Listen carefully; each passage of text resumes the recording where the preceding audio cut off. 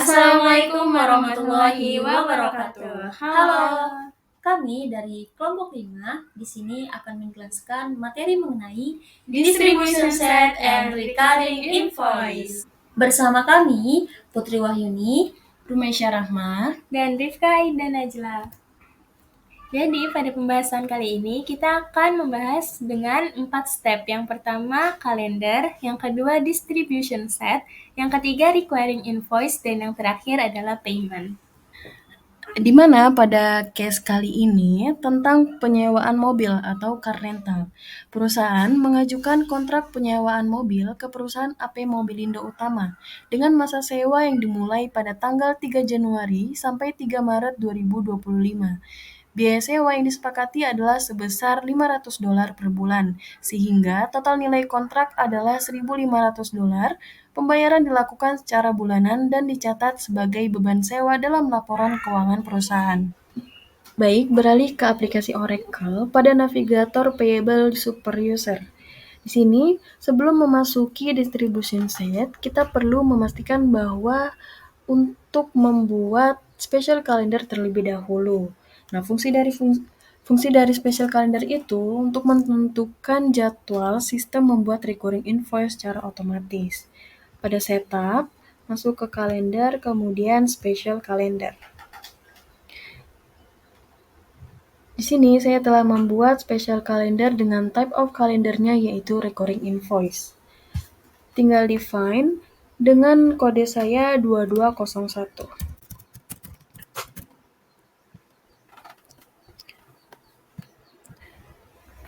Bisa kita lihat special calendar ini dengan periode 12 bulan atau selama 1 tahun, dari bulan Januari hingga bulan Desember. Berlanjut ke distribution set, pada setup, kemudian invoice, dan distribution set. Nah, distribution set ini berfungsi untuk mengotomatisasi pembagian biaya dari sebuah invoice ke beberapa account. Pada kolom operating unit diisi dengan kode 2201 operating unit, yaitu unit bisnis tertentu. Kemudian pada kolom name dan description diisi dengan kode 2201 car rental. Atau sesuai dengan soal, yaitu pengajuan penyewaan mobil.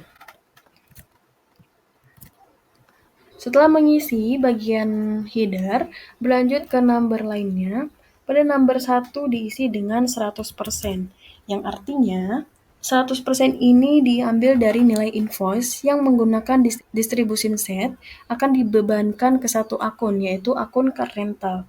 Kemudian, pada akun kita isi di sini kode akun GL atau General Ledger, tempat sistem akan mencatat biaya sewa mobil. Klik OK, lalu diisi company 01 yaitu perusahaan masing-masing. Di sini departemen diisi non-departemen. Kemudian account kita cari akun car rental.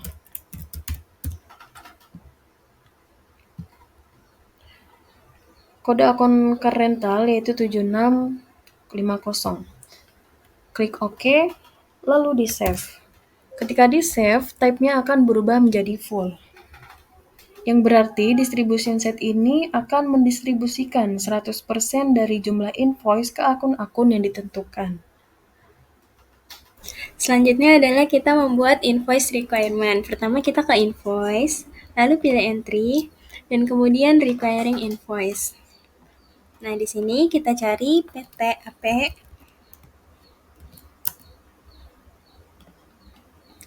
Kemudian untuk kalendernya, kita masukkan kalender kita, yaitu 2001.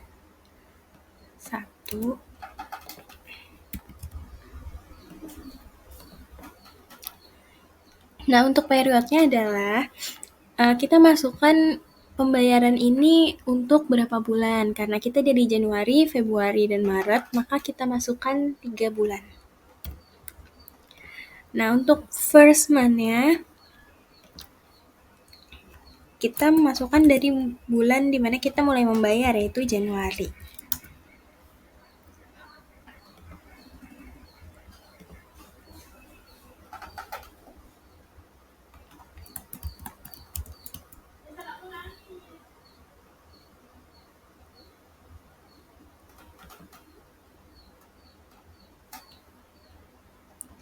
Nah, kemudian kita setelah mengisi header atasnya, kita mulai mengisi bagian bawahnya. Yang pertama adalah invoice definition. Di sini kita memasukkan number invoice kita.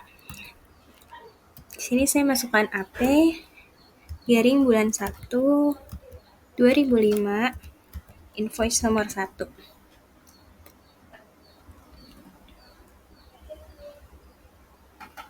Kemudian selanjutnya adalah kita masuk ke bagian line definition-nya. Di line definition ini kita memilih akun ya, yaitu car list. Kita pilih yang car rental. Nah, selanjutnya setelah mengisi line definition, kita masuk ke bagian amount. Nah, di amount ini, first amount-nya adalah pembayaran pertama kita setiap membayar, yaitu kita membayar $500.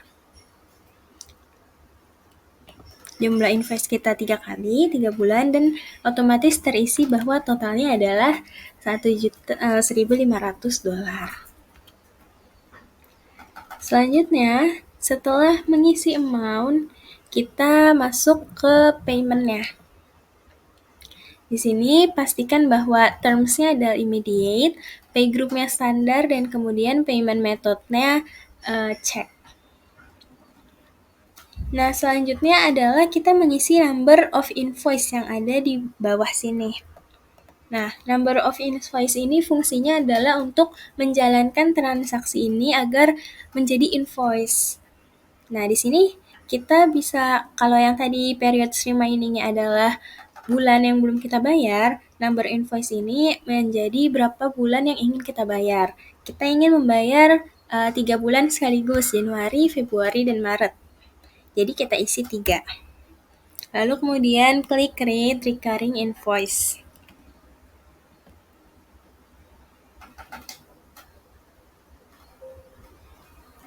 Nah, otomatis langsung terisi seperti ini. Pada bulan Januari 500, pada bulan Februari 500, dan pada bulan Maret 500. Lalu klik OK. Nah, setelah kita klik OK, berarti otomatis period remaining-nya adalah 0, yang berarti tandanya 3 bulan yang tersisa tadi yang belum kita bayar sudah 0, dan 3 itu sudah menjadi invoice. Baik, selanjutnya adalah sebelum kita melakukan payment atau pembayaran, user wajib melakukan proses validate invoice untuk memastikan invoice tersebut telah sesuai dan siap diproses oleh sistem. Pertama-tama, kita masuk ke invoice terlebih dahulu, lalu kita tekan entry, dan kita tekan lagi invoice-nya.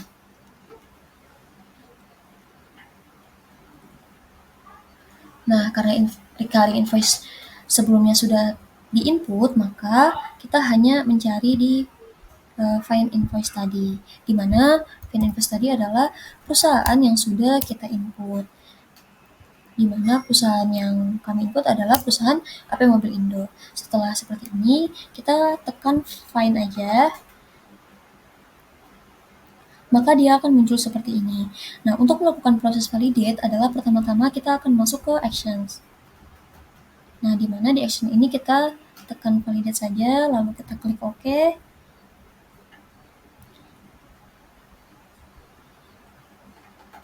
Setelah ditekan klik OK, maka akan muncul validate seperti ini. Lalu yang di kedua juga sama, kita lakukan validate dengan seperti sebelumnya. Akan muncul juga, dan yang terakhir kita lakukan validate lagi.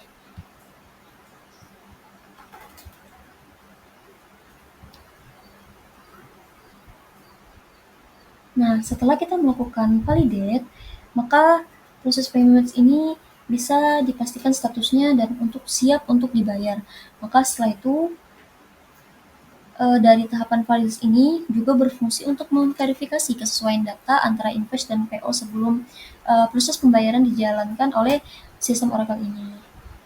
Nah, setelah invoice berhasil divalidate dan tidak terdapat hold, maka dapat kita lanjutkan ke proses pembayaran atau payment process request.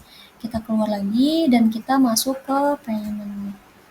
Baik, setelah kita berhasil melakukan validasi di invoice dan tidak terdapat hold, maka kita akan melanjutkan ke proses pembayaran.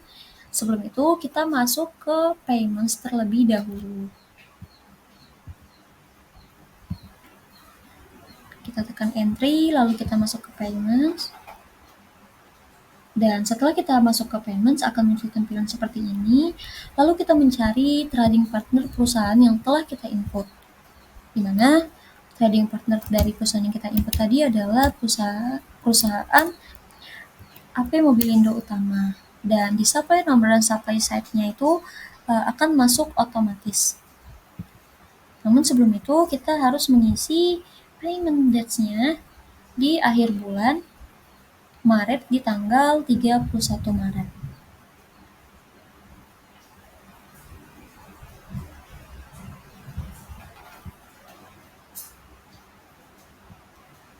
Lalu untuk bank account-nya kita isi dengan bank account USD atau dolar.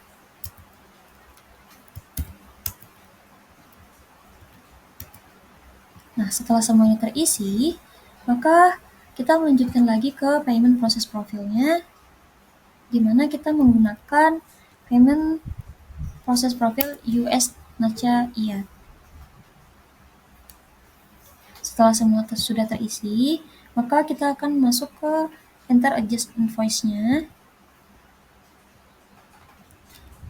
Lalu kita cari invoice number tadi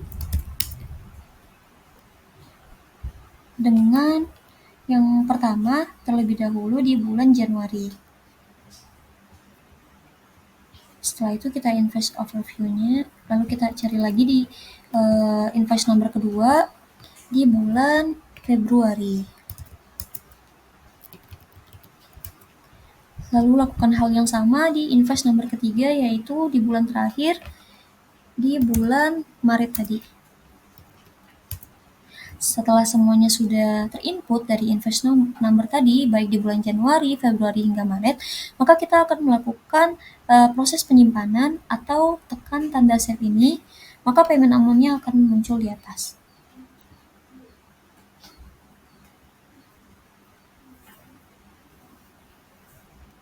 Kita tunggu sampai prosesnya sudah ada.